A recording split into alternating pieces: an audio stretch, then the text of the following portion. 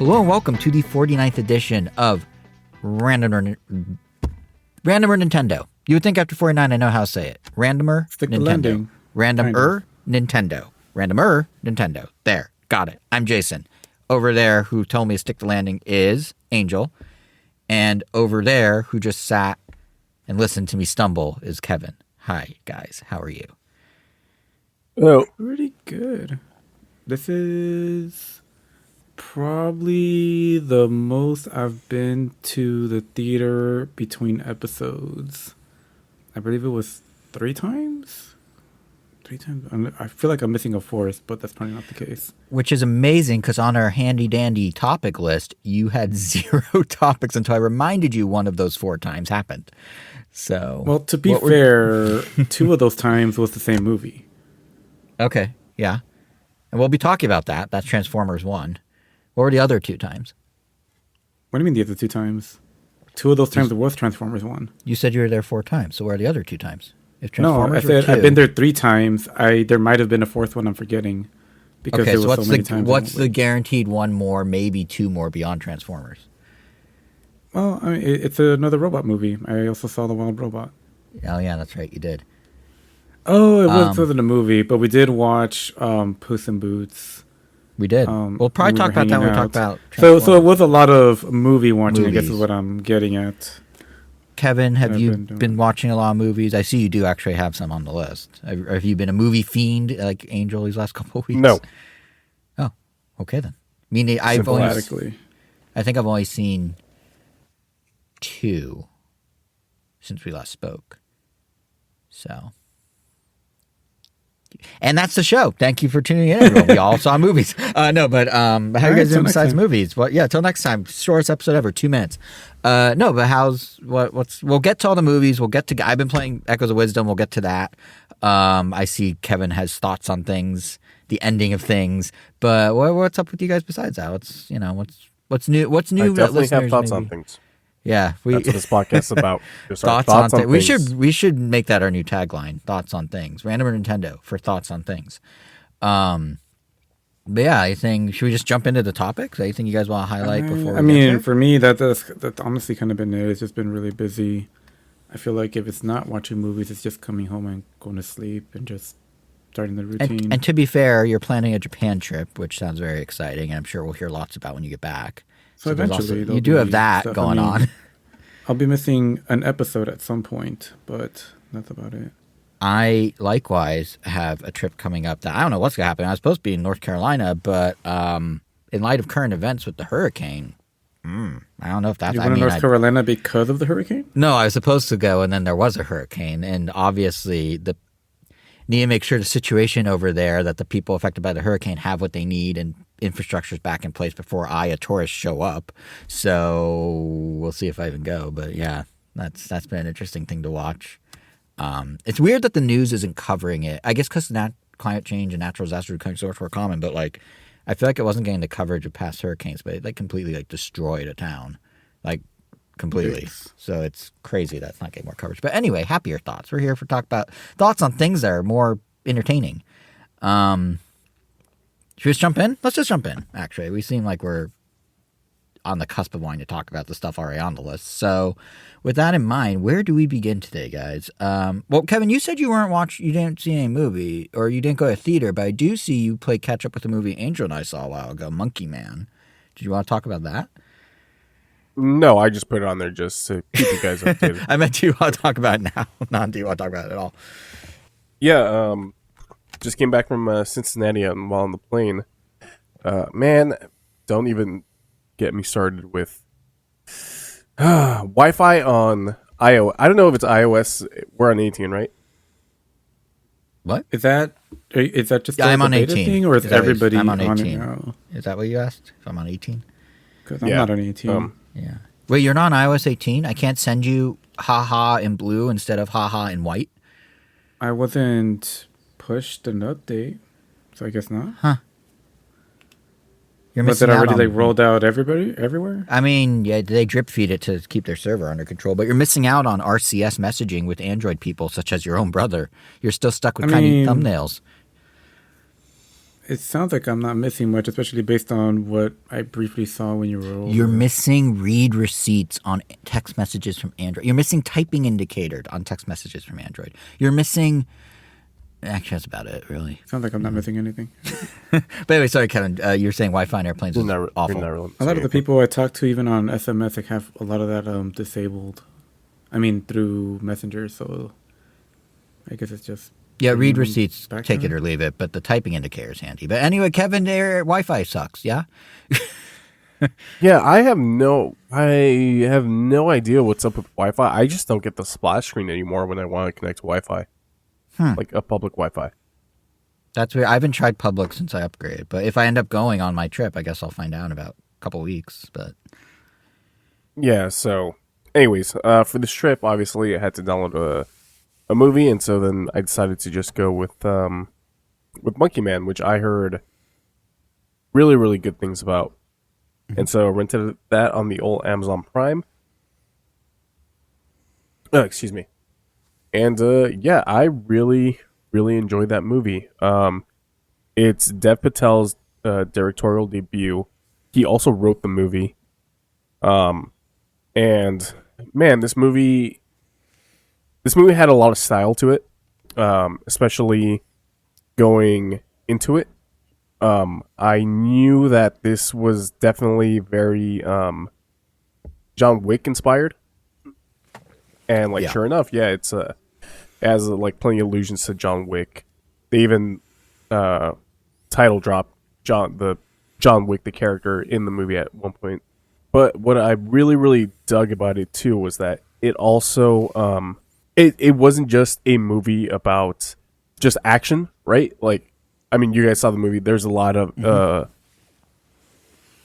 themes going on, and there's a lot of, I don't know what you would call it. Man, why am I blanking on this today? I'm out of it right now. No, I want to say themes. Some talk Motifs? about the class struggles. No, not even motifs, but there was definitely some. Why am I blanking on the word? wears it's not dialogue. I know what you're trying to say, and I can't think of the word either, but it wears its cultural heart on its sleeve, so to speak. Like, it ties in very heavily with Indian culture, India's socioeconomic situation. Like, it's very ingrained in the movie. Yeah. Yeah, exactly. Is that what you're trying to say? Yeah. Yeah. Dev Patel plays just this like this orphaned kid who lost his mother at a very young age, to what essentially is like this cult of a political party, and so now in the future he finds the people that are responsible for not only his mother's death but the countless lives of other people due to a land dispute, and so he goes on for revenge. What I really enjoyed about this movie was, and then sort of disliked about it towards the end, was like Dev Patel's character, his name is Kid, but he goes by Bobby.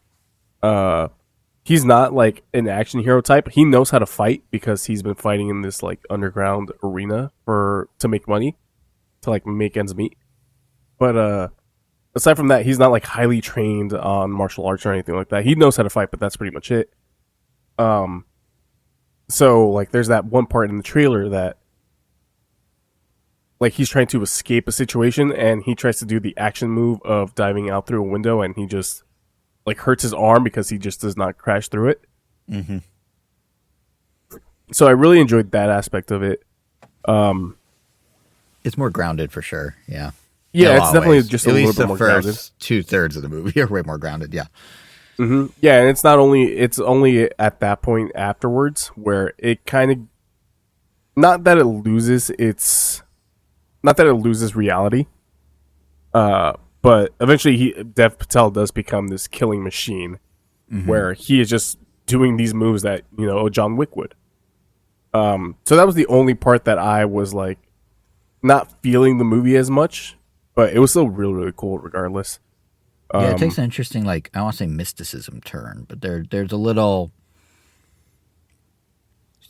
he's juiced up a little in some ways you wouldn't expect, shall we say. Yeah, I thought that was kind of interesting that how they introduced that as well. Yeah.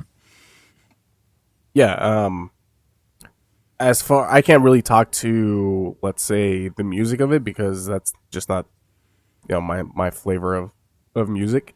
But as far as like the directorial, the directing side of it, man, this movie had style in spades that I didn't know Dev Patel had in them. Like everybody, like myself, and I say everybody, but I'm sure people knew him before. But like, this was just the guy who played the main character in Slumdog Millionaire, right?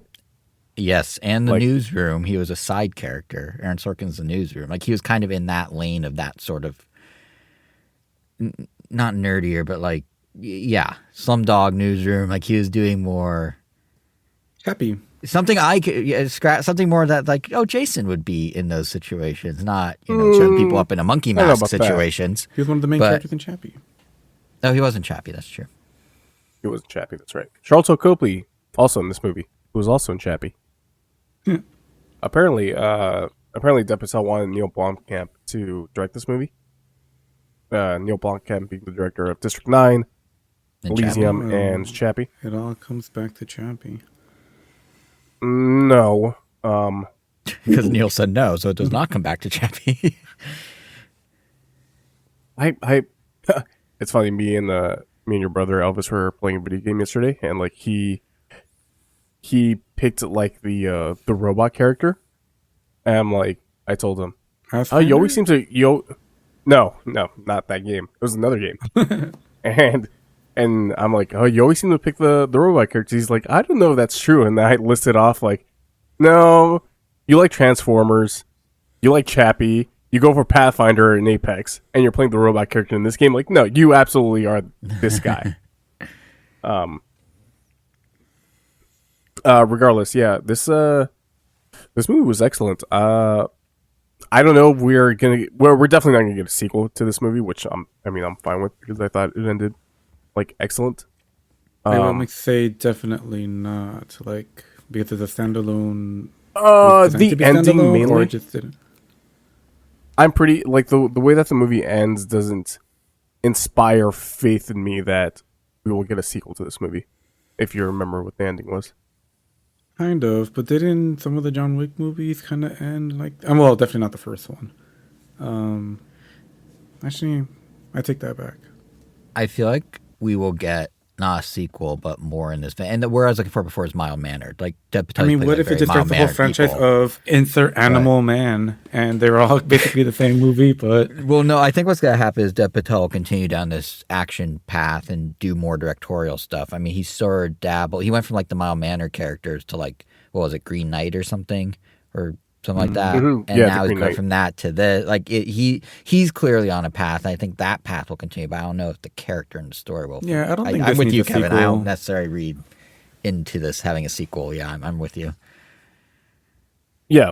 I thought the movie ended perfectly. There's like a couple of things that I can nitpick at, but I don't know. I just had a really, really, really fun time. Like, it's especially the style towards the end of the movie was like had me really, really like.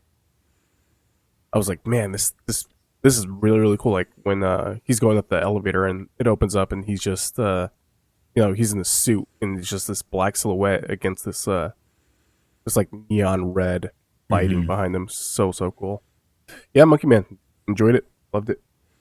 There's also the really they did I think twice in the movie where the camera follows him through a full flip or a full somersault or a full something. It maybe happens just once in the movie, but there's a scene where basically the camera follows his motion.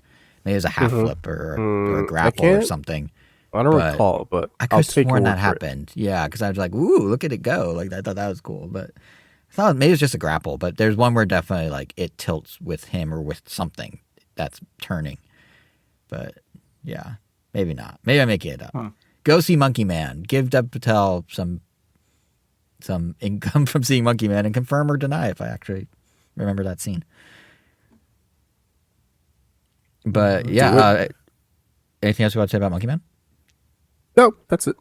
All right. Well, how about from the grit to the glitz? You're talking about stylish in a very different way. Angel and I saw Transformers 1. Well, Angel, as he alluded to, saw it twice.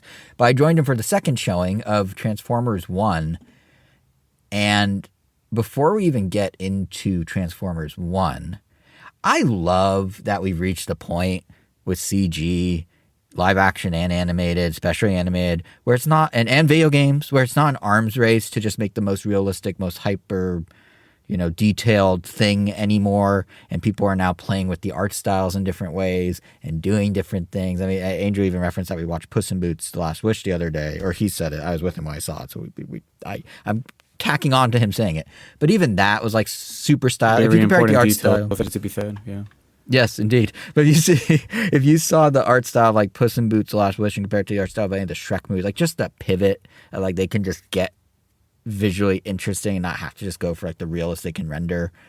It's so refreshing. I love that that's where CG is at these days. And Transformers 1, I think, was another movie that really like did that in spades. So that's my opening.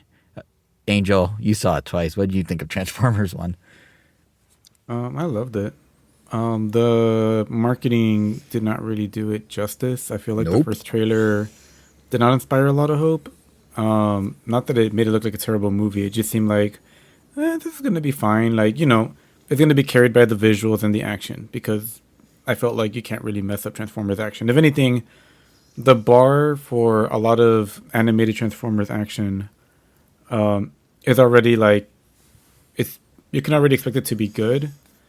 It just comes down to how creative do they want to get with the transforming mechanic during combat. And yeah, they definitely get creative, and it makes for a lot of great set pieces and just really creative mobility. Because, it's fully animated, so take advantage of that. Take advantage that you can move the camera anywhere without it ever looking weird or having to worry about, realism, for lack of a better term. The climactic battle does that in spades without spoiling anything. That was whew. But I think after watching it, even obviously, I think the thing most people can point to going in as like their point of concern would be the Keegan-Michael Key character, who is literally just Toad again, like down to isn't he playing singing a song up. Yeah. Yeah, but Bumblebee has basically become a Toad-like character. Yeah. Well, like the same personality that Toad had in the Mario Brothers movie is the same personality that this Toad has. The only difference is that this Bumblebee justifies him being, I guess, insane, because this in the beginning there he's just hold on. I have to defend my boy Toad. Toad is not insane in the Mario movie. He's he very just acts motivated. like He's just extremely motivated and hyper. But yeah, Bumblebee by comparison is that to the level. Exactly, Of, like one of them crazy? is just like he's just yeah. like that. The other one is like, he went crazy from being alone for so long. Not that one is not a good reason over the other, but they basically act the same. They're both loud. They both. I would say Bumblebee is like more Toad than Toad. They both have a quick like song number about like adventuring with their new best friends for some reason. Like that is now a trend, I guess. I mean, it happened twice in the two movies he was in back to back. But I will say though, like they managed to use Bumblebee just enough, at least in my opinion, that he wasn't annoying. Like almost like if he had said another couple more lines, I would have probably started to roll my eyes. But they balanced it in such a way that it just felt like, okay, he's managed to still be funny. Where he kind of like teetered, but mostly ended up with he left me with a good taste in my mouth. In both roles, I would say Keegan-Michael Key's role was to be the comic relief. And it's interesting. Actually, that's a good point. I did not necessarily find Toad annoying. I found him like, man, if he did have a lot more involvement, he would probably be really annoying. But he was kind of used sparingly.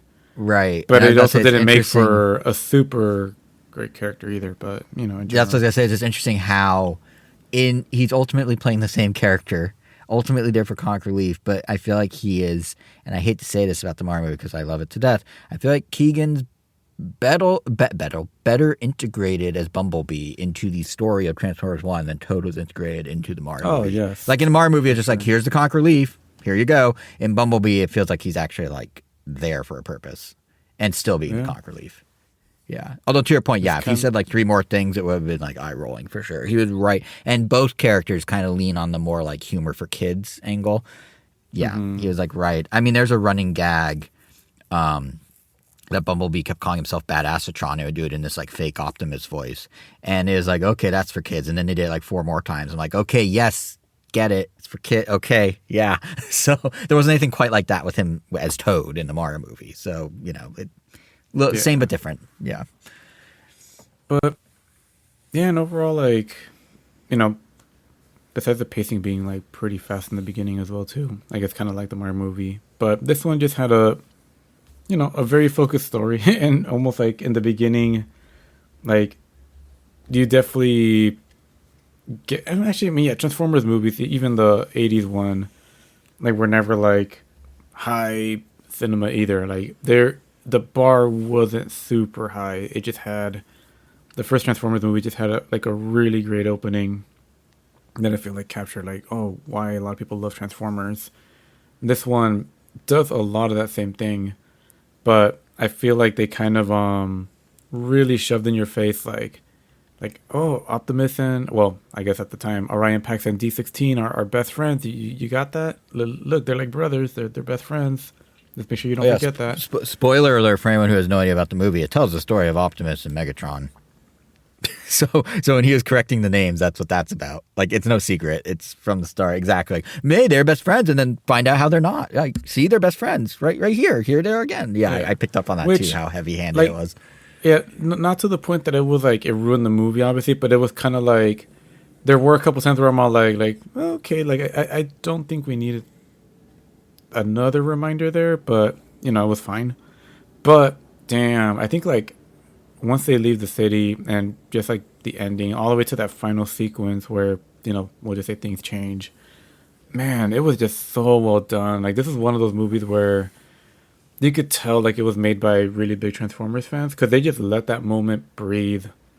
There was no, like, it was almost silent. Like, there was, like, a track playing just very dramatically, and just things were just happening, and they were shot very well, or configured like, very well. Like, the so visuals vibrant, the composition, like, everything just read so clearly, and it was just, I mean, I don't want to use this word, but it was just very hype-inducing. They did a really good job of just, like, building up a moment, and, like, it's one of the few times I ever felt like I got, like, a big payoff that was like, whoa. Like, we all knew this was coming, but damn, it was still really cool. Would you say they had the touch? Oh, heck yeah, man. It had all the touch and all the power. But, yeah, I mean, I watched it twice, and I enjoyed it just as much the second time. And, there's obviously some Transformers bias there, but I feel like that can also lead me to be more nitpicky of certain things. Mm-hmm. I mean, I was a little nitpicky that, for some reason, Soundwave sounds just like a very deep, gravelly voice instead of a robot, how he used to normally sound. Like, I get what they're going for, but, it was just interesting. He just sounds like a gravelly monster instead of, like, he's just going through, like, a super crazy vocoder or something. Although, on the flip side, Steve Buscemi as Starscream is inspired casting. And when I first saw his name pop up as being associated with the movie, I didn't piece together, boy, that guy actually does sound like Starscream in real life. And then he was in the movie, I'm like, oh my God, this is beyond perfect. So there's, like, some voice choices were maybe odd, but that one was... Yeah, Starscream was definitely that was great. Casting. He needed to be in it more. Like, he already kind of sounded like his own Starscream, but still like, oh, okay, they picked someone that, like, is reminiscent of, like, that super high pitched voice, but then they still even bothered to give an explainer for that, which I thought was kind of funny, and not necessarily. It was just like a fun not even an Easter egg, just like a, if you're like, oh, if you know, you know. Reference that. Yeah, but yeah. Loved it. Definitely, easily. Yeah, I guess I would say like easily my favorite Transformers movie now. Like, yeah, I can't wait to watch it again at home. It's a very low pedestal. I was thinking that, but I didn't want to say it because he loves the franchise so much. But yeah, it's not the highest. Not the highest bar. I will say where I'm going to differ. Fine. I guess I could say go ahead, it. Yeah. I guess something that could give it probably a higher bar is... Damn, I guess I don't know if it's my favorite piece of Transformer media. Because if we count shows, Transformers. I mean, a lot of the Transformers shows. I mean, between animated, Prime, and I would even say Beast Wars at least for its storytelling, not so much the visuals because they haven't aged that well. Like those have at least been No, they pretty have solid in not. my opinion. No, it's kind of horrifying in some They have cases. absolutely have not. Like that Can I? show, if it got like a remaster, they could just keep the voice acting and just redo the animated part, which obviously is the part that would take the longest and hardest. But So they do all the legwork. In other words, Just the entire thing. just redo the whole thing, but don't say you're redoing yeah, the whole just thing. keep Yeah. the voices though, because I mean those are so fun. But To your point about the bar being low, I'm gonna remove I mean, the bar for a sec. it Angel, can I read a is text you low. sent me right after you saw it the first time? what's up? Can I read the text you sent me right after you saw it the first time? Because never mind the bar against other Transformers. I think this Oh yeah, speaks I mean, to it. I would say I loved it a lot more than Ninja Turtles Mutant Mayhem for sure. Here's what you wrote me. Ooh, It did to interesting. me as a Transformers fan what the Mario movie also did for us. Loved it a ton. Emotions were definitely high. So like even if it's a low bar for Transformers, for something to resonate like that is rare. The fact that there were two of them in 2 years with Mario and Transformers, that's rare. So that's high praise if you ask me. Yeah, because I mean, the Mario movie did its job. Yeah. It made me happy. This movie did basically the same thing. It did what it needed to do. It was just fun. It was just a fun Transformers movie that decided to go really hard at the end. That I feel like I got emotional highs from this movie that I did not get from Mutant Mayhem. And even like, damn, I mean, I think I still enjoyed Across the Spider-Verse, just comparing it to the latest Spider-Verse movie. Or I'm just like another animated movie I saw in theaters recently-ish. That one I think was pretty. I think I enjoyed it a ton throughout its whole runtime. Like it was kind of like up here. Just pretend I'm putting my hand up. Where Transformers like just kind of kept building. Where it started like, we'll say at the mid, like in the 60, 70 point, and just kept kind of rising up until like it broke the ceiling. Whereas Spider-Verse was kind of riding like an 80, 90 level for a good while, and it would occasionally dip into like the high levels for me. But yeah, they did a good job. I will say, I really hope it gets a sequel. While I've enjoyed all the Transformers stuff as like, kind of popcorn flicks, I will say that this is probably the best, I agree, as kind of the lesser of the Transformers fans among us. But without going too much detail, there is a transformation of a character, see what I did there? That did feel a little sudden. You'll know it when it happens because it's the number one critique I've seen online of this movie. And that, to your point, they amped up everything so well, and the climax was so visually cool and had so much going on, and that whole scene you're describing without saying that felt perfectly composed and everything, that overshadows how they kind of turn on a dime one of the characters. But that turn, still to this day, when I think about Transformers 1, I'm like, what a fun movie, but man, that character really changed quickly. Like that kind of threw me a little, but it is a very fun movie overall, I would agree. Yeah. Mm-hmm. And they like drop hints of how this character will change. But the speed at which the change that occurs still feels sudden, like 0 to 100, compared to the rest of the movie, which, to Angel's point, like amps up in a nice, like steady pace. This one was just like, oh, okay, sure, I guess that's now him. Great, okay. Yeah, But the rest is great. Yeah. So if you're already like a Transformers fan, I think you will definitely find something to enjoy from it. If you're not, you might just still just enjoy it.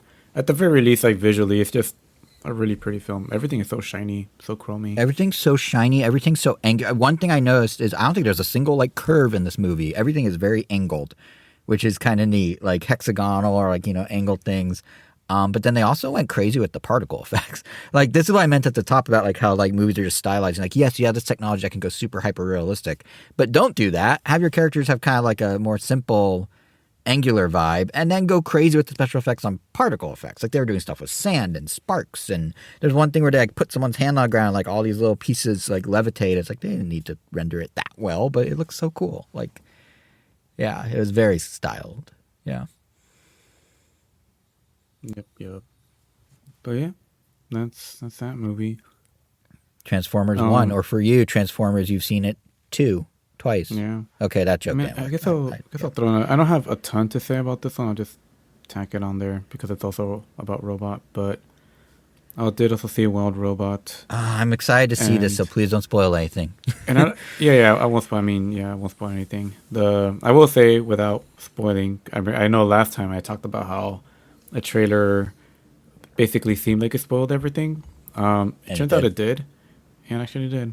It there was no scene in the movie that held any kind of substantial weight because the trailer had already showed me that That X sucks. characters That survived does suck. after. Terrible. And this is why I was like, Like, don't say spoilers, because I and the thing is, haven't like, seen you that know, like, trailer, so I'm in the clear. like, I'll feel you know, emotions. and you know, like at our age and stuff, like we've seen so many movies, we've seen played so many games, you know, just consumed so much media that you can tell by the way certain things are shot. You're like, oh, this feels like the ending shot. This feels like this kind of shot. So without even really trying to predict, or as I'm watching the trailer, I'm just having these thoughts like, oh, this looks like the shot it closes right before you get to credits. Or like, oh yeah, this looks like the big send off shot or whatever. And sure enough, it was all that. So I don't want to. I don't think. I feel like I've been spoiled before, and I mean, and I still enjoyed the movie, but it was unfortunate that like the movie does try in the very very beginning without spoiling much. Like it kind of sets a precedent that you're like, oh, okay, like this is kind of cool. Like DreamWorks is basically saying no one has plot armor, but the trailer basically gave everybody plot armor. At least everyone that you know that matters. Like there was like no, the stakes were basically not there, unfortunately. So If you can't saw the help it, last and- trailer, you mean, right? Well, actually, now I know nothing's gonna happen. So cool. well, I guess there I'll you feel go. like you now. There are no Man. stakes. But otherwise, I mean, visually, and I'm sure once Jason watches it, I'm sure they'll agree that it's just such a beautiful movie. They basically took that Puss in Boots style and just like went even harder with it. Like everything just has like an interesting texture, almost like it's all painted with like a digital brush. And man, like it just doesn't look like a DreamWorks film at all. The funny thing is also like, you know, trailers be damned and whatever. This well, actually, I guess trailers not be damned because based on the first trailer, when it was basically portrayed as a silent film, I saw it. I'm like, oh man, I need to watch this movie. This movie looks like Yeah, it just totally has the Wally vibes. the angel coding of like, oh yeah, this is gonna make me cry. Like I could already tell. And no, this movie did not make me cry. Not even a single tear. So when my brother was like, that doesn't really say much because every movie makes him cry. Well, this one didn't. So I don't know what that says about this movie. I mean, Transformers 1 made me cry. And I saw it twice. But Did you cry Yeah. Did you cry when I saw it with you? I don't remember. I did. Oh, you hit it well, I guess. Yeah. Well, I mean, it's not like I'm like a crying mess or something. It's more like just A consistent single happy tear rolling down It's your just face. consistent stream of tears of joy. Yeah. That, yeah. Well, But it's yeah, funny this one- because. Go ahead. Go ahead. I guess having had more days to kind of like dwell on it, like why, like what about this movie just didn't really connect with me on an emotional level the way I thought it would. And I think I ultimately decided, or at least I thought that it might have been, it felt like there were too many things that we're trying to do at once. There were too many like relationships that were building simultaneously, and I didn't feel like any one of them, except for one that probably claimed the closest, and there was a certain moment where I thought like, oh, okay, I can feel the tension. This is starting to get to me, but then it just kind of doesn't.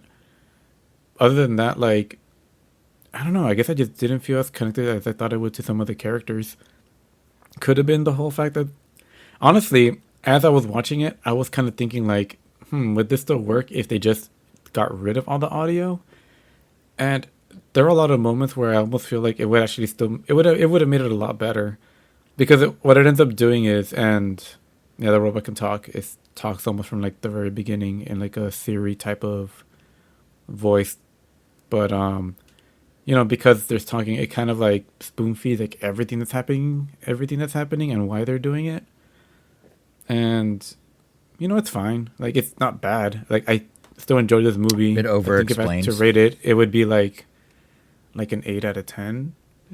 It's just, it's just a really well made, solid film, but it just doesn't pull the heartstrings at least I thought it would. The way it thinks it does. But I don't know. That's just, I mean, that could also just be just me. But then again, I don't know. I'm also the person that I feel can get really attached to fictional characters really easy. Like, case in point, like to the thing I said earlier, like, it seems like, oh, every movie makes me cry, but I guess I do have standards. I don't know. And this one just barely missed it. Which, The was kind of like a tease. Like, it almost like made me a little more disappointed because I was like, I was ready, but it never came. But yeah. the talking thing is interesting because we saw the trailer for it together before a different robot movie where there is no talking, smaller like indie movie called Robot Dreams that you and I saw over the summer. That one has no dialogue. It's like 90 minutes. It's just set to jazz essentially. 2D animation. It's from France, maybe, but That it's set in one's New York interesting City. too because that one didn't make me cry either. Yeah. So it kind of has a lot of the similar issues, but I still enjoyed it. I was just like, huh. And that had a lot of them. Yeah, that didn't like. I never really cry movies, but that got like that one just made me smile. Like it's very hard. There are some sad parts for sure. It charts the story of like this dog in this anthropomorphic world who builds a robot friend. He's basically really lonely. Builds a robot friend, ends up losing the robot friend, and it's kind of like the story of like how friendships evolve and grow apart and come together and grow apart and all that. But it's just it's really well done. But it was interesting because right before we watched it was the trailer, the original trailer for Wild Robot, and I was like, oh, 2 silent robot movies in 1 year? And now it sounds like, Wild Robot swerved in completely the other direction and has a lot of dialogue, while Robot Dream is actually the silent robot, heartwarming silent robot movie that perhaps So there was still we thought Wild Robot movie would this be. year. Yeah, so I do recommend Robot Dreams if that premise sounds interesting. It's a very charming movie. Yeah, it's worth checking out. Very pretty art And style, again, very simplistic.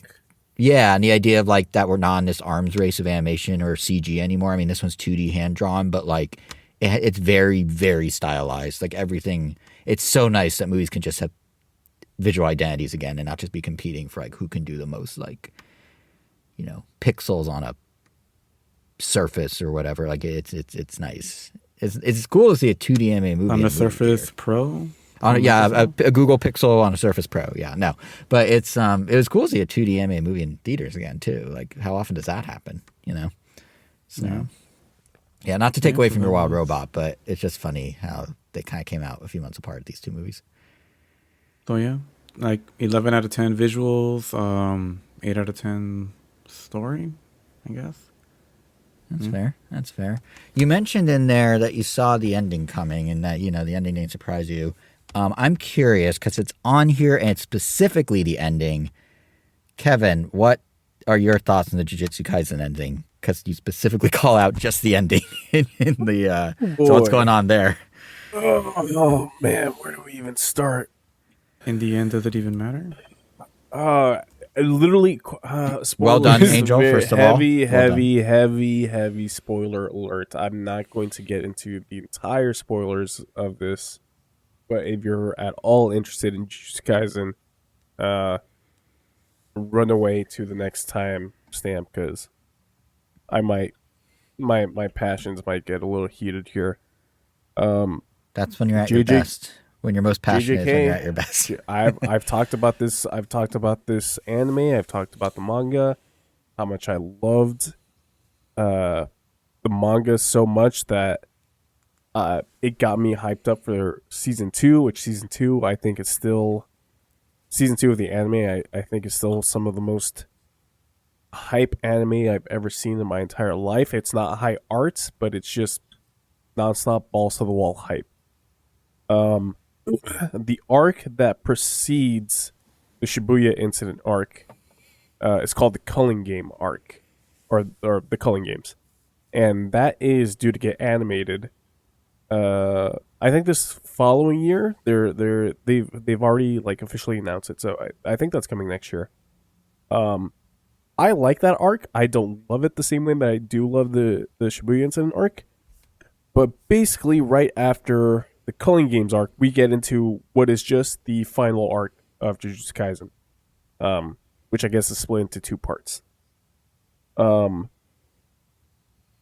This series and the Shibuya incident showed me pretty much back in the day when I read that, and for those that are mangas only, JJK doesn't have the strongest character development.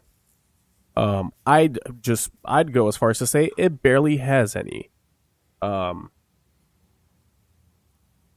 This last arc, which I'll just call the Shinjuku Showdown, because that's essentially what it is. It's a showdown in Shinjuku. Has absolutely zero character development. It's nothing but fighting, which can be a good thing in the way that the Shibuya incident is. But aside from like one major character who doesn't even appear in the last half of that arc, no one gets any decent character development. It's essentially this long drawn out fight where it's just ass pull after ass pull on how to extend this fight, all leading to this incredibly rushed ending that does not feel deserved in any way whatsoever. A lot of, and I'm not here to badmouth anybody that actually likes the final chapter of Jujutsu Kaisen. If you liked it, that's your thing. There are some good moments in that final chapter. There's some very good moments. But my issue with it is I would have been fine. I would have loved that ending had we gotten some more character interaction, some more development. Everything is very much plot focused. Everything is just, we need to go from 1 to 10, chapter after chapter after chapter.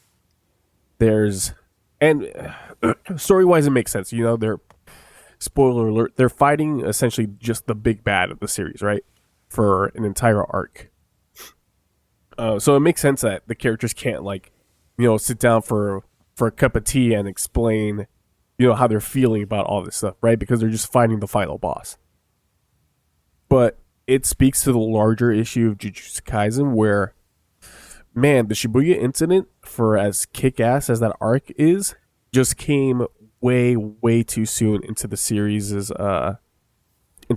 plot. It's the first major arc, and it happens after some character development, and as soon as Shibuya incident starts, absolutely zero development for any of these characters. So that leads to this chapter that, oh man, the chapter, or like 2 chapters before this final one. The final chapter is chapter 271. I think it was 268. After the big bad has been taken out of the story, they go into this lore dump on one specific move that characters in the series use. But it's interesting lore, right? They're saying like, oh, this move, it was essentially monopolized by like this one family of sorcerers and blah blah blah, and now we have to find a way to let all sorcerers of all over the world use it and blah blah blah. I'm thinking this is really cool, like world building. But don't give it to me with like 3 chapters left in the series where all of this is just going to be deemed irrelevant. That's kind of weird pacing. It's so odd. It's like this, like I said, this is really cool, but you're telling me this at the end of the story once we've already finished the big bad of the story. Like on top of that, just like every anime, every shonen anime at least, has their 3 main characters. The main character, the Naruto, the Ichigo, in this case the Yuji. Then you have the rival / partner, the Sasuke, the Renji, in this case the Fushiguro, and then you have the Sakura, right? the Orihime. In this case, you have Nobara. Well, I mean, spoiler, in Shibuya Incident, Nobara basically dies. She's not to be seen for the next two major arcs. And then you have Fushiguro, who's completely sidelined in the last arc. So you're just left with Yuji and a bunch of side characters that have been introduced, and like some major side characters too. But when I feel like the writer Gege Atsukami, I believe is how you pronounce his last name, he very much at the start of the series felt like he wanted to try and deconstruct the shonen series, like shonen manga, by sort of bucking the tropes, right? Like there was a character introduced very early on, and you're thinking like, oh, this character is going to join the group. He's going to be, the fourth member, and he ends up killing that character off, and sort of a shock. It's like, whoa, everything about shonen says that this character has to join the group. And so it feels like he's gone out of his way to not explain things, to completely go past some other things, to be like, oh, this isn't your standard shonen show. Like, I'm not going to tell you any of this. I'm not even going to show you any of this because, I'm just bucking the trend. Like, you don't need all this. It's like, hold on a second. Yeah, you kind of need this. You've created this interesting world that has almost zero world building. You have this interesting power system that we are now just at the end of the series just learning on how some of these moves work. I'm not, and like the ending is a very like happy-go-lucky ending. I'm not mad that it's happy-go-lucky. Like, for as miserable as JJK can get, I didn't want the series to end on a miserable note. I just wanted it to end on a good note, and just the rush for him. The consensus is the writer got bored of his own series, which is just, yeah, you can absolutely tell that he got bored of it, because it's just ass pull after ass pull on this final fight where like it's very, very clear that he loves the final boss of the series. Very, very clear. So it's just ass pull after ass pull on how to keep him alive and how to like prolong this fight, and then just it led to this very unsatisfying ending. Like, I would not put JJK in my top 10 mangas at all now due to this ending. It's just, man, this final arc and this ending as a whole has just dragged the entire series down. Like, I just, it's disappointing because, like I said, like the Shibuya Incident, that first major arc of the series is so good. Like I said, it's not high art, but it's pure hype. And it feels like he just tried to replicate that 2 times back to back without any heart, which is just very, very disappointing. So that's a bummer. Sorry, because that's one of you always talk about. So I figure it's all your favorites, and to have it just like fizzle out like that sucks. And like, funnily enough, I don't know if you know this, Angel, My Hero Academia also ended like a month ago. The anime? No, the manga. The manga ended I knew the manga ended, which I know means like the anime is gonna end soon, presumably. Yeah, the anime probably has like one more season left in it. Yeah, movies be damned and whatever side stuff they want to do. But like, people really badmouth that ending. And like, I thought that ending was fine. It wasn't the best, but like, man, that My Hero Academia ending is the Godfather compared to like this ending for JJK. Like, just so disappointing. I guess out of curiosity, off the top of your head, can you name like an ending that you really liked from an anime, from a series that you watched?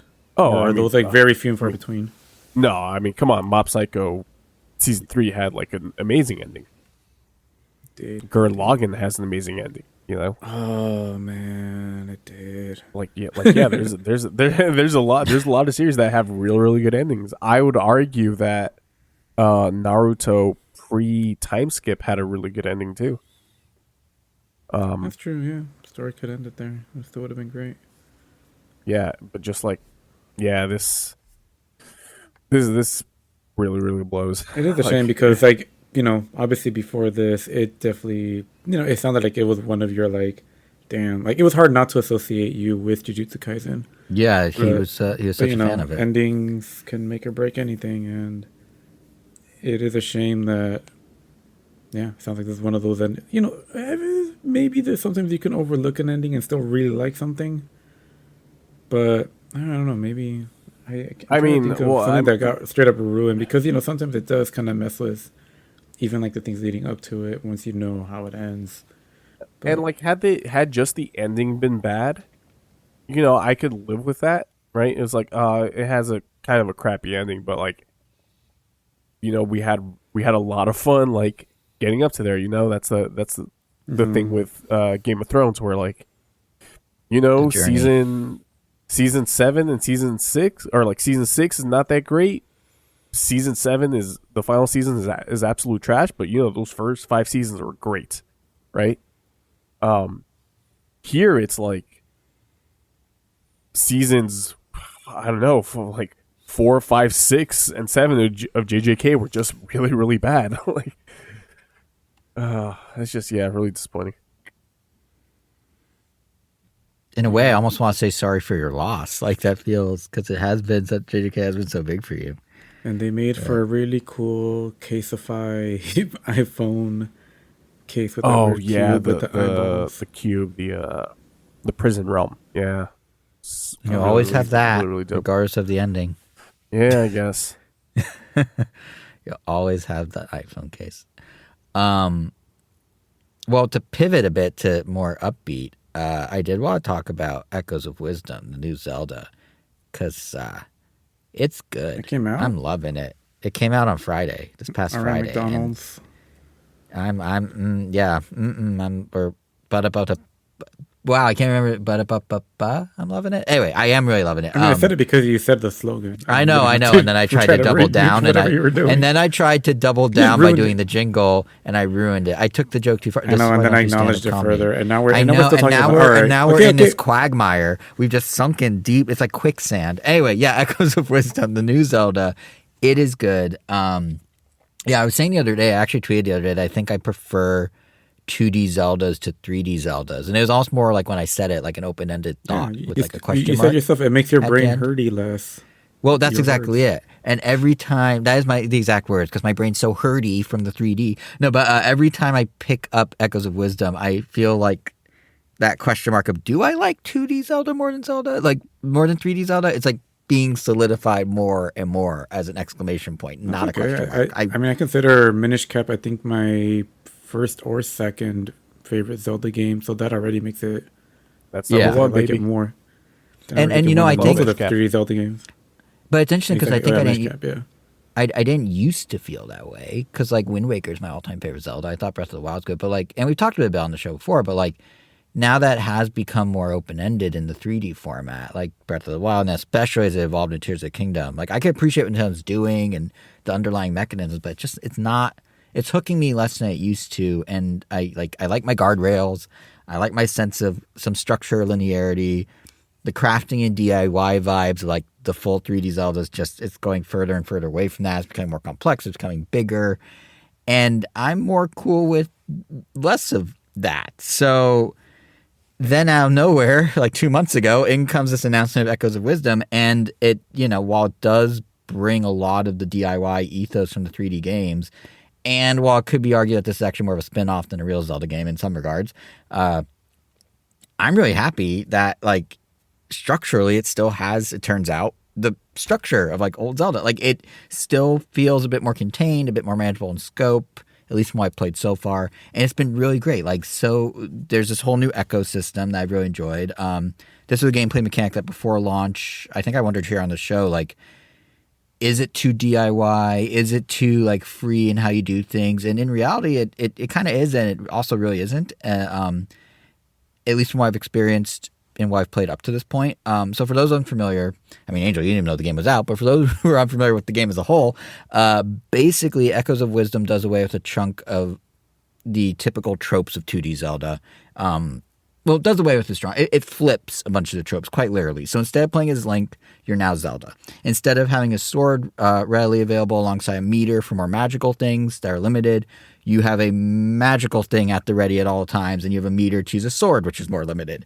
And the magic here is this whole ecosystem in which you use your tri-rod to learn and then be able to clone objects you encounter in the world, boring things like tables and beds, enemies you faced that you can then sick on those you encounter in the world. You can kind of spawn them and send them after things. Even items you normally need to interact with in a typical Zelda experience, like, a torch to solve a puzzle. You're not just running around to flame on a stick anymore. Now you're summoning an echo of the actual fireplace that makes the flame and putting that next to the thing that needs to ignite. In a way, I think it all feels very much like how in Breath of the Wild or Tears of the Kingdom, you could essentially set something in motion with what you built and just watch it unfold. Like here you can summon an enemy and just watch what it does to help you. But it also feels a bit more like traditional Zelda in that you're able to directly use objects you summon, just like as if you found them in a chest in an older traditional Zelda dungeon, like the beds, for example. The so-called old bed, which has for some reason become a staple of all the marketing for Echoes of Wisdom. Like Nintendo talks up, I can, summon all these different things, and I always land on the bed as the example. I guess because they think beds are quirky and fun, and who uses a bed as an item in Zelda? That's crazy. But in all honesty, the bed is actually very versatile. But it's not like in Tears of the Kingdom where you have to combine 2 or 3 other things to build a car or make a battery-operated thing, and that's how you do your thing. Here, the bed is the item. You summon the bed. You lay it in front of you, and you can bridge a gap. You stack them on one another, you can reach new heights. You summon it, you use it. 1-to-1. Action, result. And in doing that with the bed or with other echoes, I didn't realize how much I missed that direct 1-to-1 action result. Like when you're playing something special as elaborate as Tears of the Kingdom, you're jerry-rigging a lot of stuff. And it turns out for me that press button for item, use item to do thing is one of the structures more core to Zelda experience of my choice than I thought it would be. It's, I guess, because it's more guardrailed if you think about it. Like the item is the thing. You use the item this way. It's not like here's an item that you go willy-nilly with. It's just this is an item. You do it to do this. Enjoy. Do it. And granted, what this is can fluctuate, but it's still 1-to-1. And it's not a thing you do to trigger a thing that makes a third thing that starts a fourth thing. It's just the thing. And it's really nice to just have a game where the Zelda game where it's just here's the thing you're going to use and you use it. So I think the fact that Echoes of Wisdom seems to do that and get that while still maintaining kind of the freestyle puzzle solving of modern 3D Zeldas, that so far has been feeling like a real sweet spot for me as I'm playing Echoes of Wisdom. A lot of folks said after Breath of the Wild or Tears of the Kingdom that they missed dungeons with puzzles built around a particular item. And so far, and I really want to emphasize so far because I'm only a few dungeons in, but so far I'm not feeling like Echoes of Wisdom is a lesser Zelda because it doesn't have item-specific stuff in specific corresponding dungeons. I'm having fun finding my own ways to do different puzzles, solve different things, use different Emmy echoes and summon them in different ways. But it still does feel very much like Zelda because it's so 1-to-1. I do this, then this happens. I had a typical Zelda puzzle aha moment during, I think, it must have been the first dungeon's boss fight. And I realized that a certain enemy I can create an echo of, their weapon range was actually more helpful in a given situation for a specific boss's pattern. And that was, it wasn't oh, this is the enemy for this particular dungeon, and we will assign it to you when you find it halfway through the dungeon. It was just one of the enemies you find along the way. But I had that aha moment that felt so much oh yes, this is the puzzle where the hook shot makes the most sense. Got it. I'm going to use the hook shot I just acquired. It had that vibe, even though it was kind of free form in terms of finding that enemy. You know what I mean? And that was kind of nice. And also on that note of using enemies as items, it does at times feel a little Breath of the Wildy because like I was saying earlier, you do summon them, then kind of sit back and see what they do. And you can do different combos of enemies or items based on how many points they take. Your little companion that floats around with you, your Navi equivalent, is this little character named Tri. And you level them up as you go dungeon to dungeon. And with each leveling up, you get more points. So more currency, if you will, for how many different things you can summon at once. But even with that kind of like sit back approach of seeing what an enemy echo will do for you, there have been times I could summon my sword form and use it without really messing with my sword mirror too much. In other words, I could pretend to be Link and just swipe around.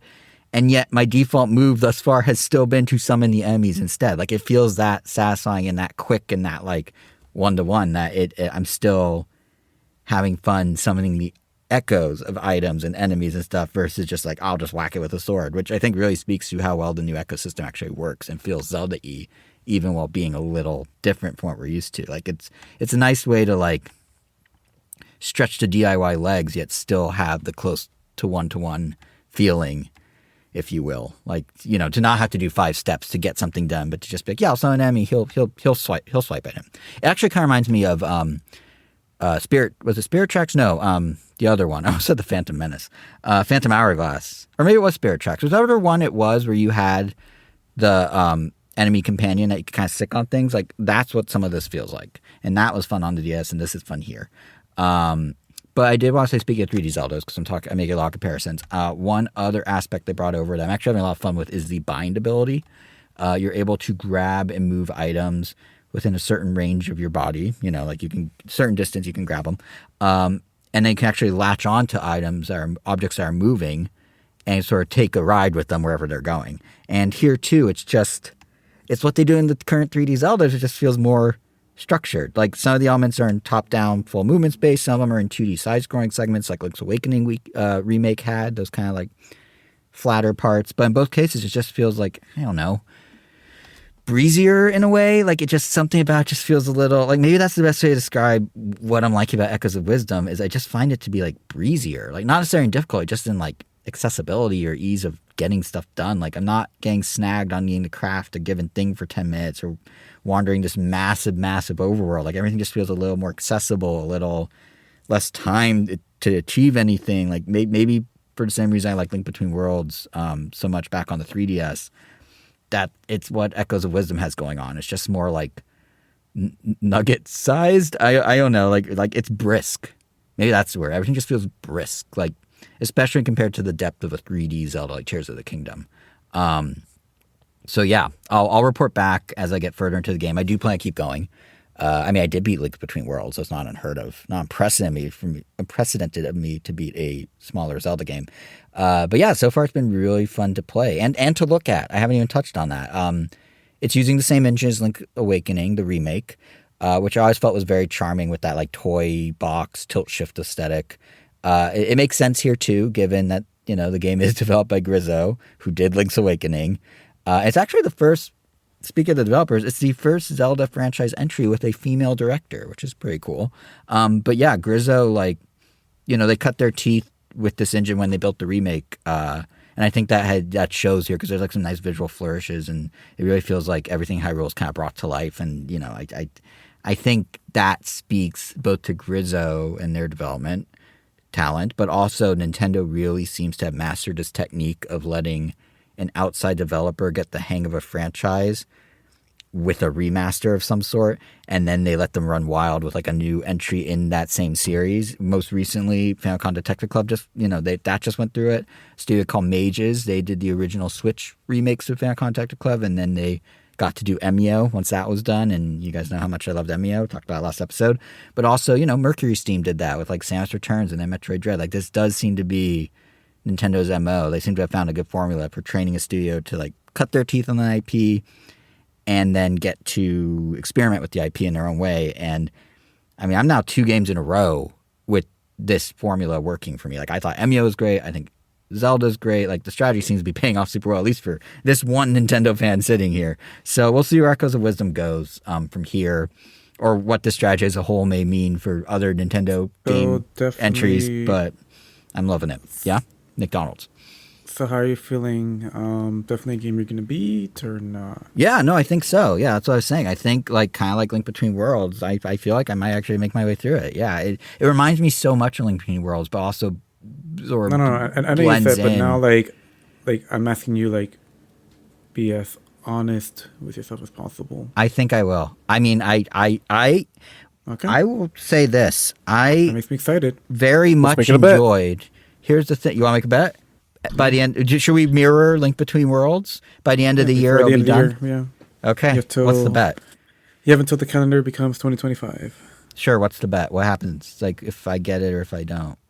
If you don't, Who gets what? I don't know. You don't buy. Ooh, I got a good one. Nintendo. No. You go all digital next year if you don't. Oh my God, that's awful. I was gonna say I think just means he's not going to buy anything for a year, and then I guess. No. Because if Switch 2 actually comes out next year, that means I have to go digital only on Switch 2.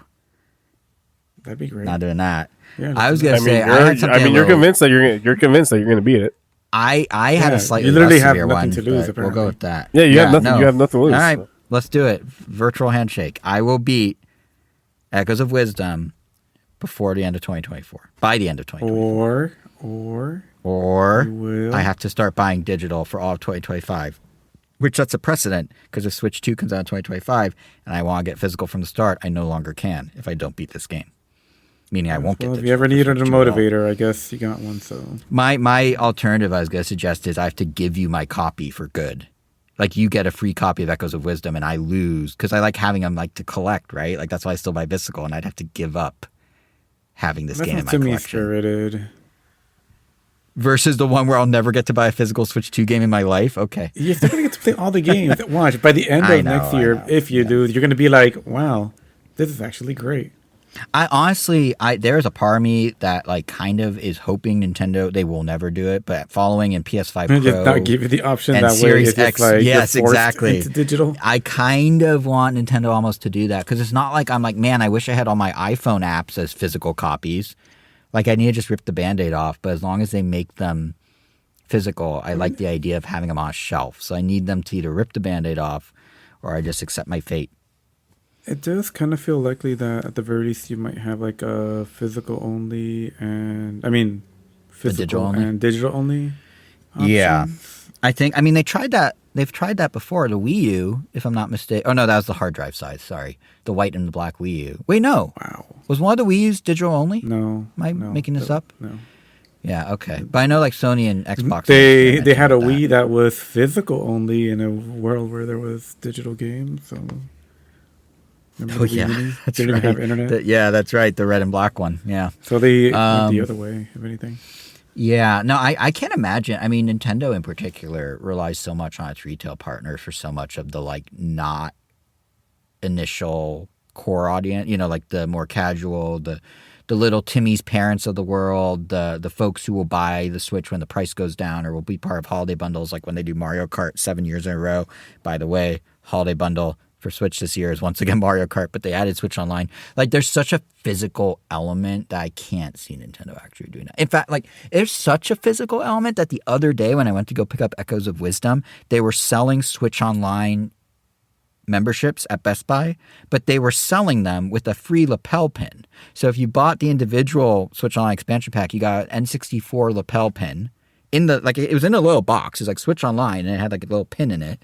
And if you buy the family pack, the family plan, you get 4 different controller color pins: blue, gray, green, and I don't remember the last color. But either way, like that's how hard Nintendo goes on the physical side. That they're literally making up new physical items just to sell digital subscriptions. And as long as they're doing that, I don't think we're getting a digital only Switch, to be honest. That said, I'm also very upset that they sold these, but you can't buy them if you have an existing Switch Online membership. For whatever dumb reason, these pins are only available to new subscribers. It says it in big letters on the bottom of the package. New members only. Why? Why can the folks who have been buying it day one not be rewarded with a cool N64 pin? Or I guess you could pay $80 for 4 of them and just not take the membership, but just pay $8 for 4 pins. But yeah, so as long as Nintendo's doing stuff like that, I think I'm safe with a Switch 2 physical edition, assuming I uphold my end of the bet and beat Echoes of Wisdom, which I will. So, but yeah, no, it's really fun. I recommend it. Good game, good times. We'll see if it holds, but it's just so charming and fun. One little caveat I just thought of: it's interesting. I feel like Nintendo knows it's breezier and knows it's a little like more direct and less like. You don't have to be like as deep in thought about like, oh, how am I going to build a thing?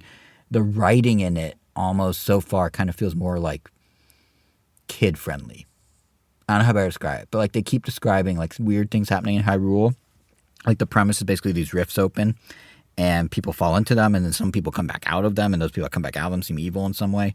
And they keep just being like, boy, why are these people acting so ... weird? And that's just the only way they describe it in the game. It's like, man, they're acting so ... weird. And I'm just like, why is the writing just weird? Like you could get a little more, like you imagine if like, I don't know, Twilight Princess is like, you enter the Twilight realm and there's Zant and everything. And it's just like, boy, he sure is ... weird. Like that's the one thing rubbing me the wrong way about the game. But besides that, it's great so far. So we'll see. We'll see if the writing gets more interesting or elaborate. But I guess technically it is as breezy as the game right now. So I'll give it that. But anyway, that's Echoes of Wisdom. You guys plan to pick it up at all? I know you're saying that like Minish Cap's are you more 2D or 3D Zelda guys these days? I get it eventually. I mean, nothing about it seemed unappealing, so it's just more of a time thing. Yeah, I just haven't purchased. I mean, yeah, I mean, did you ever get Tears of the Kingdom? It's like I'm like a different person. Like before, like I would buy any Nintendo published game, like on release day. I have it pre-ordered, all the whole 9 yards. Now, yeah, I don't remember the last time I bought a Nintendo published game at all. Like I don't have Tears of the Kingdom. I don't have Paper Mario. I don't have Mario RPG. Didn't get Peach's Showtime. I didn't get whatever Kirby game was released last. I remember like what even the last physical game I got was maybe Metroid Prime Remastered. That sounds right. When did that come out? That sounds right. A year ago, February, like 23. Damn. Or was that this year? No, it was 23. No, wait. When did it come out? Was it this year? I don't know what time it is anymore. Year? It might have been this year, actually. I'm Googling it. Metroid Prime. There's someone listening right now just shouting at the recording. It came out this time. Like, it came out at, it was February 8, 2023. Oh, no, it was 23. I was right. I need to trust my gut. When we used to play trivia games, I'd always be right and then second guess it and end up with the wrong answer. I should just trust my gut. I said February 23 so confidently. I bought in some games digitally, I mean, I did buy Pizza Tower myself, but as far as like Nintendo published games, I mean, I know Mario Party Jamboree is definitely an exception because it's a party multiplayer focused game, which, those have like, when we hang out with friends and stuff, that's just dedicated time for that to play games. So anything that's like a game for me, I'll just get it when I get it. I mean, I'm still playing through Tales with my brother. I'm still playing through Final Fantasy VII on my own. I know I made some good progress on that game. I'm trying to remember where I am right now. I will say in the case of Jamboree, they are jamming stuff in that game. Like, I don't know if you guys... Well, Andrew, I think we talked about it, but I don't know, Kevin, if you saw the overview trailer they put out from Super Mario Party Jamboree last week. 5.5-minute trailer. There's, like, enough modes in there to justify what normally would have been 2 separate Mario Party releases. Like, it's like... There's a lot of modes in there.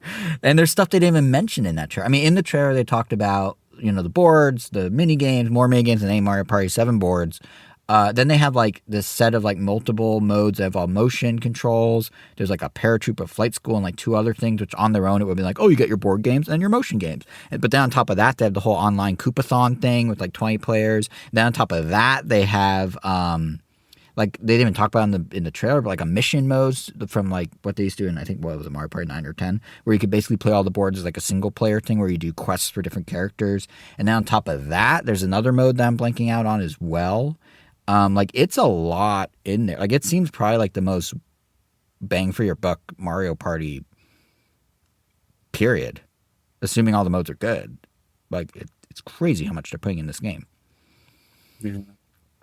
Yeah, it's pretty cool. So you're getting your money's worth by actually buying that one, Angel, presumably. Yeah. So that's where that is. It looks cool. I literally can't think of anything bad about it. I mean, I'm looking forward to eventually play it. Eventually. Fair. Kevin, what about you? Are you gonna jump into 2D Zelda? No, I'm in the same boat as Angel. I can't remember the last time that I bought a Nintendo published game. I think it might have been Dread. Oh wow, that goes way back. Yep. Probably a good thing that we expanded to Both random Metroid Nintendo. Yeah, what did Samus do to you guys? You're like, no, never again. It wasn't other M you bought. Like, it was good ones. It's funny because Dread was probably the game I bought last. That wasn't the version before Metroid Prime. Because I don't think That was like one of my allowed. favorite games of the year too. I mean, it was a good game. Yeah. Meanwhile, I'm over here, like, stuff.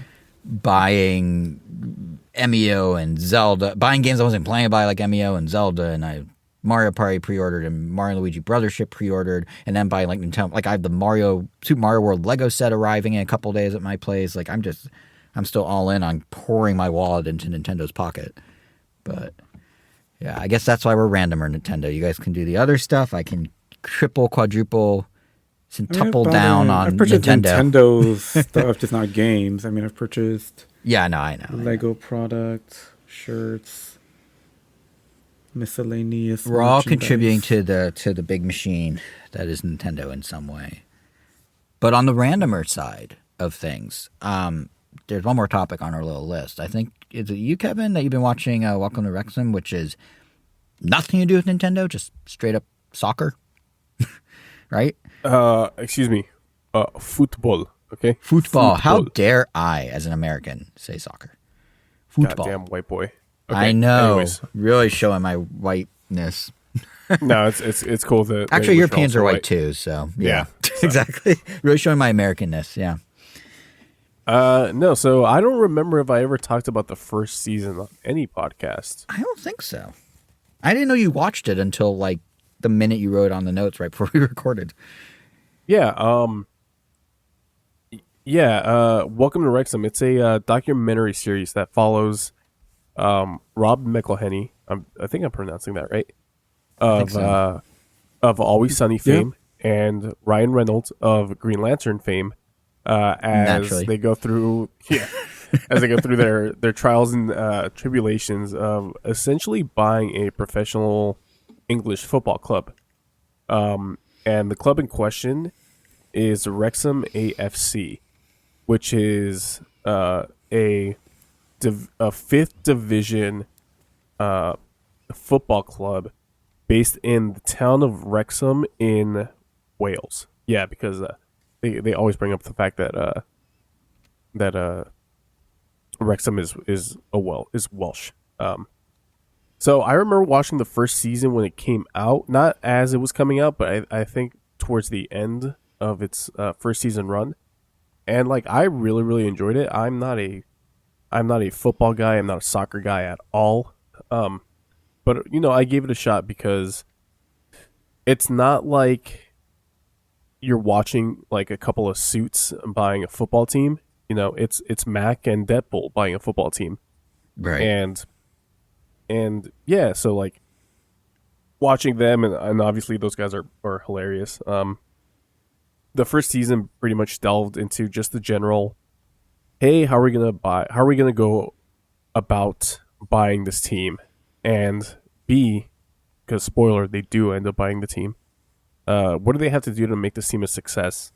Because like I said, it's a fifth division team in the English football pyramid.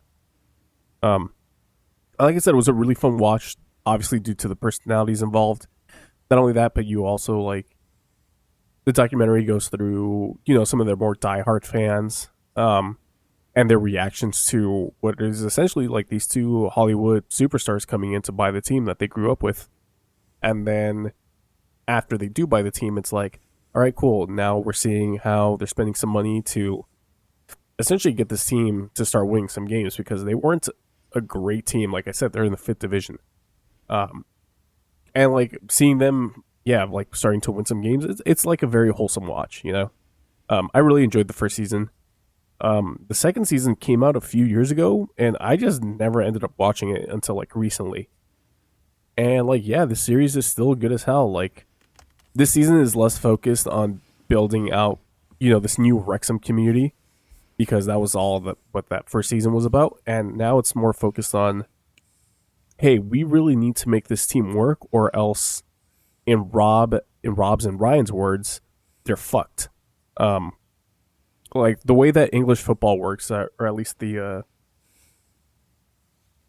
at least how it works in England, because I don't know if other leagues do this. But essentially, the winners of that season's like championship, like their final game, they get promoted to the division above the one that they're currently on. So the first season the first episode of this second season actually shows Wrexham losing the final game of the previous season that would have promoted them over to the next division, which is called the EFL. And as soon as you go from the fifth division, it's sort of organized football. It's not like league football. So, it's just teams coming together like, hey, let's go ahead and like, they're sort of more from what I understand, they're more like friendly matches than like, high stakes games. Mm-hmm. So as soon as you get into the EFL, which is, I think it's EFL Division 2, and then EFL Division 1, and then EFL Champions, and then the Premier League, where the best of the best play. As soon as you get into fourth tier and up, that means more prize money, more broadcasting money, just more money in general. And if Rob and Ryan want this like weird project of theirs to work, they have to get promoted. So that's this quote unquote arc of this season. And like I said, I'm really enjoying the crap out of it. We get introduced to some like new personalities, like some new fans. Like I said, it's a very wholesome watch. Season 3 is already out, and Hulu kind of spoiled the outcome of season 2 with the title of the first episode of season 3. But like, I'm still gonna watch it because I like I said, I really just enjoy everybody that's involved with this project. It got renewed for a 4th season, so for all I know, they get promoted this season, and next season they get delegated back to Division 5. So, yeah, welcome to Wrexham. You don't have to like football to like this show. It's more about the community than it is about like just straight up football. It sounds like a kind of real life documentary version of Ted Lasso in a lot of ways, just with the humor probably of those two guys of the Ryans in the. I can't tell because I never watched Ted Lasso. Oh, well, Ted Lasso is similar, like underdog team, really struggling. Well, if I'm not mistaken, kind of rallying the city around them. If I'm not mistaken, they're already a professional team, like, right? Yeah, I think so. So it's a little different, but yeah, I don't know. It just seems like a nice parallel. It sounds fun. Like, and Rob and Ryan, I'm sure, had some good humor to it. But yeah, I'd be curious to check it out just because I did like Ted Lasso, and I don't know anything about football with that show either. But yeah. Yeah, it's a good watch. I'm probably gonna watch some as soon as we get off this call. Oh, how wholesome! And Speaking of this call, that might be it for this episode. In fact, unless Angel, do you have a last second topics? No, I do not. Oh, I guess I am curious. No, I don't. Wait, yes, I do. What was that? I'm just curious how Marvel Snap going. Is the symbiote Spider-Man thing over yet? Are they already moved on to the next thing? Today's actually the last day. Oh. Man, I got to 83 or like 84, somewhere around there. I'm currently level 72. I deranked like crazy. Which is really, really disheartening. So the next season is all symbiote focused. All right. Because of what's the goddamn movie? Venom. Yeah, because of Venom, The Last Dance. Jesus, garbage. Whatever. But based on the trailer, a horse. There's a Venom horse. Don't you want to see a Venom horse? No? I really, really don't, Jason. I absolutely don't know why you think that I would want to see a Venom horse. I don't know. The movie executives think you do. That's why I'm asking. I don't know why you think that I would, but absolutely not. I don't give two shits about. Here's the thing. I'm gonna go see that goddamn movie in theaters. Like See, I knew it. You At are going to this see the point- Venom horse. I don't want to. Is the thing. You know, like But you're- it's not like I'm going to see this movie because I want to see the goddamn Venom horse. You know. Except, in a way, No accepts. Nope. Wait, then why in a way, are you watching you are it? seeing Just the to be movie part of the because- zeitgeist, I guess. No, because I have to see this series to the end. and in part I saw of the first seeing Twilight that movie when it is came out Venom horse. way back in the day, and I said, well, I can't just see the first goddamn movie and not see the rest of them. You know. Would it So you be saw all better the if Twilight I movies in theaters? wait? You saw I didn't see them all in theaters? theaters, But but you saw them I've all. seen them all. Yeah. I do relate. I didn't see it Any in of them theaters. actually good? I didn't. No, they're god awful trash. I Jesus will Christ. somewhat relate. I didn't see it in theaters. I watched it on airplane, but then felt the need to see it through. I did see all the Maze Runner movies, which actually aren't that bad, but at least the first one wasn't. But I just got in this weird groove where it's like, well, I need to see all the Maze Runner movies. So I kind of understand. That's how I kind feel of about understand. this. I will say, Yeah. does it make it more palatable if I call it the symbiote stallion instead of the venom horse? Does that help? Does the alliteration help? Don't ever use those words ever again.